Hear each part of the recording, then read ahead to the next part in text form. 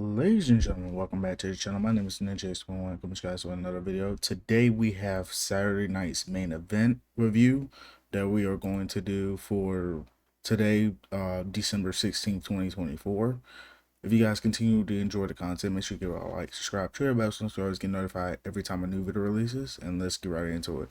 So, with Saturday night's main event, which happened Saturday, we had 5 matches if I'm not wrong. I'm go ahead and like lay out the matches right now. So we had Sami Zayn versus Drew McIntyre, Chelsea Green versus Michin, Liv Morgan versus Io Sky, Gunther versus Finn Balor and Damian Priest, and Cody Rhodes versus Kevin Owens. So they kind of just based it off mainly championship matches and big story views. Um, we're gonna go over each match and kind of like um talk about what who won and everything that just went on before and after. Um, we're just gonna go ahead and get right into it. So let's start with Sami Zayn versus Drew McIntyre. So we haven't seen Drew McIntyre since probably like that match when he went against CM Punk in Hell in the Cell. So we haven't seen him really since then.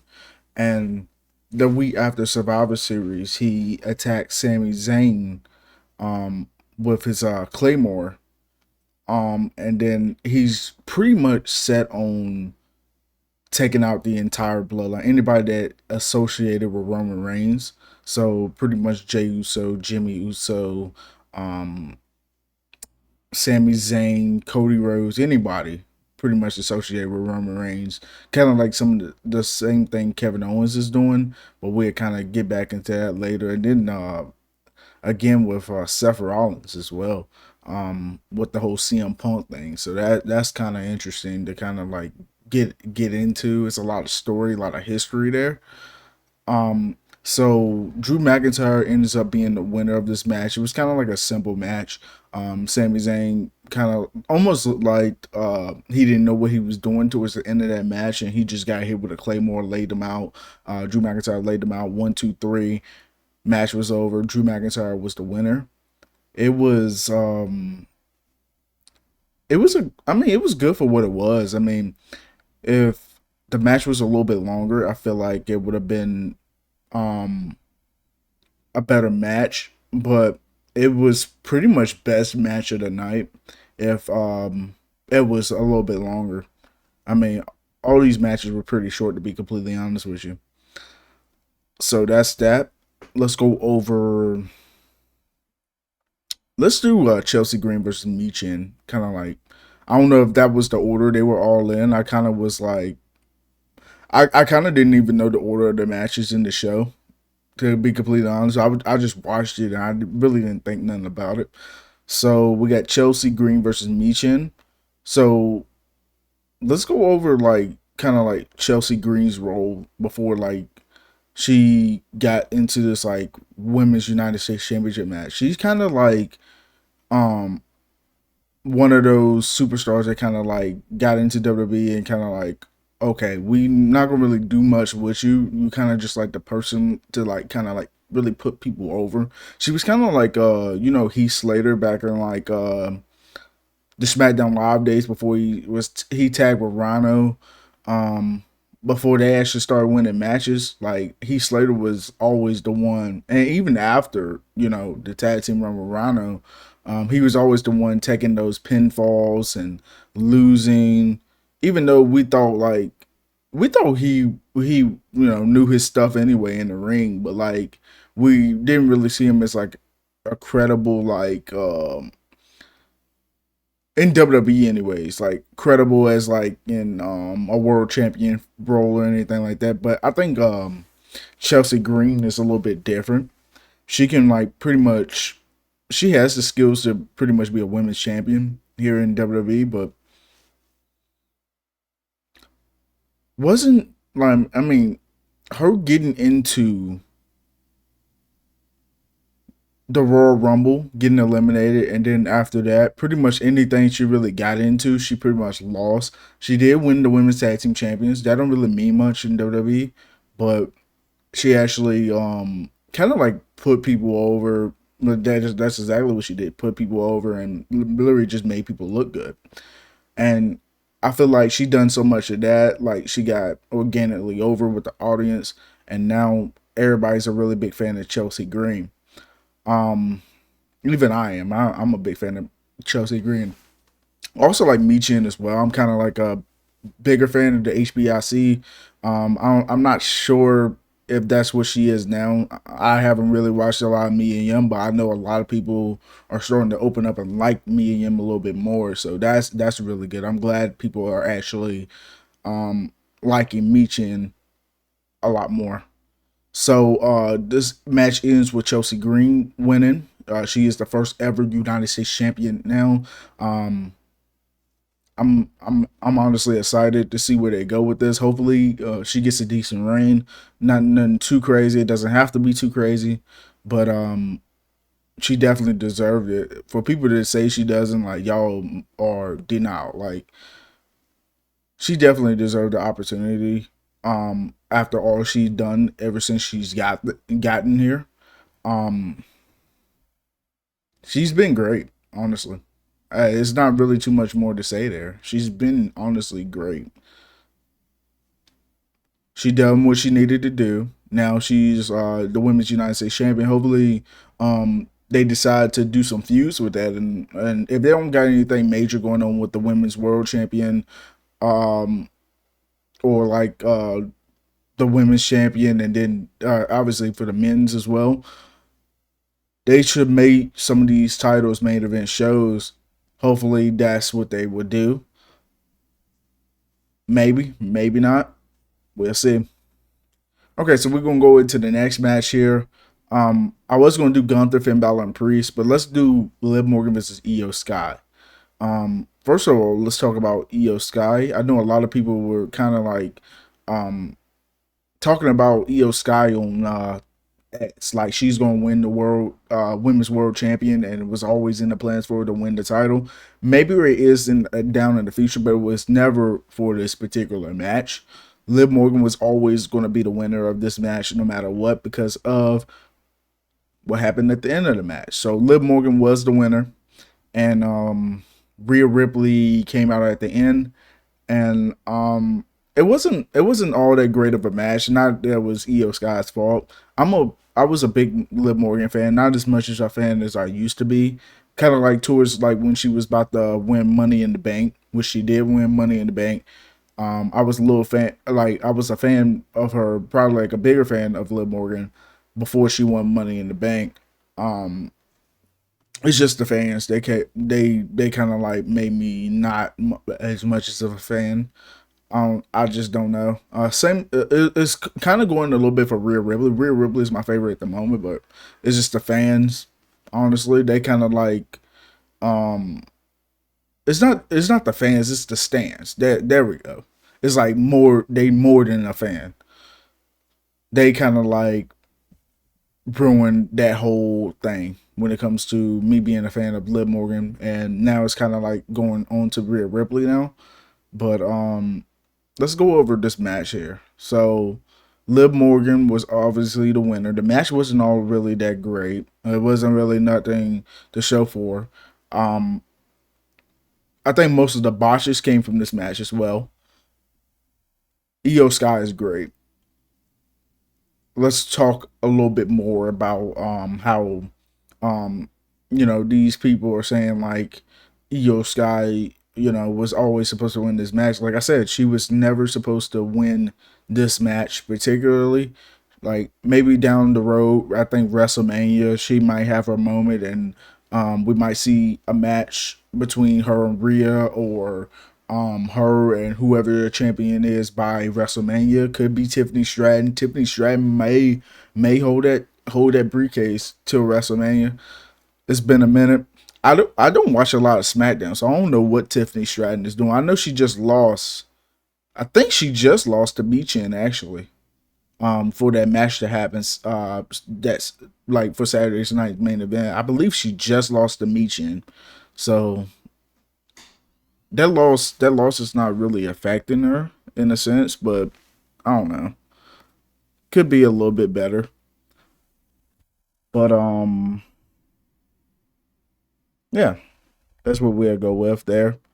But she ended up winning the match. Rhea ended up, I think, like her music hit or whatever, and then I guess they setting that match up for like the Netflix event, right next month. Like I think it was January 6th, that Monday. So that's gonna be pretty good.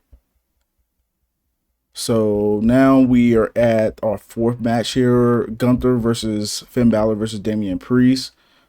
So I think it was when at Crown Jewel when Gunther went against Cody Rhodes that he lost the match, and then the I think it was like the following, two nights after, as soon as it hit Monday, he had a feud with Priest, or that feud's been brewing for a long time, but he ended up, losing like confidence. He had like it almost looked like he didn't know if he was going to even beat Priest. Finn Balor obviously helps him win, and then Finn Balor feels like he's supposed to be owed a title shot just because Gunther, almost lost to Priest, and he helped Gunther win that match. So what they did was now they have Gunther versus Balor versus Priest. Since Finn Balor was always, getting in the way of, Priest either winning or Gunther winning the match, and now they just put them all three in one big triple threat match. So, what happened with this? I mean, I thought it was pretty good for what it was. Um, Gunther was the winner. He power bomb. It almost looked like he didn't have the strength to lift Priest up, but he power bombed him onto like the stairs, the steel stairs, and then he went back in the ring, hit Finn Balor with like a big drop kick, and then followed it up with a power bomb, and then 1, 2, 3. Gunther retained his championship, and that was literally it. Hopefully he moves on now. I for some reason I don't see him moving on for a new challenger, but I feel like at this point it needs to just be Priest and Balor getting, their feud settled, and Gunther need to focus like his world championship, elsewhere. So hopefully that happens. I'm not sure if it will. But yeah. Last match, undisputed WWE Championship, Cody Rhodes versus Kevin Owens. Kevin Owens feels he's like Cody Rhodes betrayed him, like Randy Orton betrayed him when he kind of like sided with Cody Rhodes for saying like, oh, Cody's not in the wrong for teaming with Roman Reigns. And their what was it? It was a tag team match against the Bloodline or something like that, and Kevin Owens just felt like he betrayed him after years after dealing with the Bloodline. He gonna team with Roman Reigns. Like like Kevin Owens isn't even wrong in that situation, because who in their right mind would have all that be done to him and then be like, oh, I'm gonna be your friend, or I'm gonna work together with you. Like and for some particular reason, like that is the most realistic thing that probably is going on in WWE right now, because who in their right mind would get beat up and bloodied or super kicked multiple different times or all this other stuff and then still team with Roman Reigns after having all that done to him? Because the reason why all that was done to him is because he was teaming with Roman Reigns. You know what I'm saying? So, well, the reason why all that was done to him was because of that, that heated battle with Roman Reigns. Roman Reigns obviously wasn't going to let none of that happen. It was all because of Roman Reigns that it happened to him. And he had the Usos after him. He had Solo after him. He had, you know, obviously Roman himself after him. Um, Sammy was kind of involved around that time, and Sammy obviously didn't want that happening, which they actually are going to go into that old storyline with him and Sammy, which is going to be pretty cool. So Cody Rhodes ended up winning this match, and he I think he ended up cheating. He hit him with a crossroads onto the steel chair. Obviously, Kevin Owens wasn't happy with what how the match went at the towards the end. So Cody Rhodes, he was getting ready to do a promo, probably thanking the fans or whatever, for coming to Saturday night's main event, and some babyface like promo. Kevin Owens attacks him from behind and hits him with a package power driver. So he hits Randy Orton with a power driver and pretty much sent him to the hospital. And then now he hits Cody Rhodes with a package power driver and kind of like puts him out. Cody Rhodes, it was people coming out there, obviously trying to get him onto a stretcher, and Kevin Owens wasn't having. He was just on top of the man's body, putting pressure on him where he hurt him and all this other different types of stuff.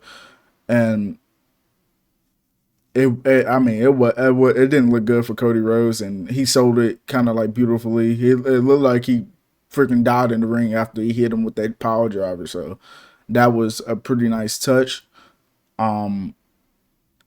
They did show a little bit of footage on X and also YouTube of what happened after.